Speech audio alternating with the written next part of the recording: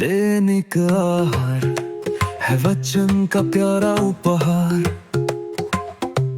रोज का है ये आत्मा का पोषण संसार। हर शब्द में छुपी है ईश्वर की पुकार। आओ सुनो समझो जीवन में लाओ प्यार।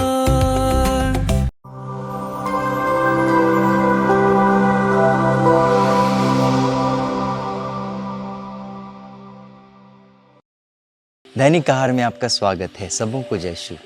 मेरे मित्रों, आज का सुसमाचार लूकास अध्याय 6 पद संख्या 20 से 26 तक से लिया गया है। प्रभु कहते हैं, धन्य है वे जो गरीब हैं, स्वर्ग राज्य उनका है। धन्य है वे जो भूखे हैं, वो तृप्त किए जाएंगे। और जो आंसू बहाते हैं वो हंसेंगे। और यदि आप घृणित किए गए हैं, अपमानित किए गए हैं, बहिष्कृत किए गए हैं, तो आपका पुरस्कार स्वर्ग राज्य में महान होगा, ऐसा प्रभु कहते हैं। मेरे मित्रों, एक छोटा सा उदाहरण मैं देना चाहता हूँ। आप बाजार गए हैं, बाजार में आपने तराजू देखा होगा। तराजू के 2 पल्ले होते हैं, या उसे कहते हैं स्थल। 2 स्थल होते हैं। उसके अलावा आपने न्याय की देवी देखी है। उसकी आंख में पट्टी बंधी होती है, एक हाथ में तराजू होता है, और हमेशा उसके जो दोनों स्थल होते हैं वो समान होते हैं। इसका अर्थ है न्याय होता है। इसका अर्थ न्याय है। यदि एक नीचे और एक ऊपर है तो वो न्याय नहीं, अन्याय होता है। जब दोनों समान होते हैं तब न्याय होता है। मेरे मित्रों, यह संसार भी ऐसा है। संसार तराजू का एक स्थल है, एक पल्ला है। स्वर्ग राज्य तराजू का दूसरा पल्ला है। प्रभु यही समझाने की कोशिश कर रहे हैं हमें।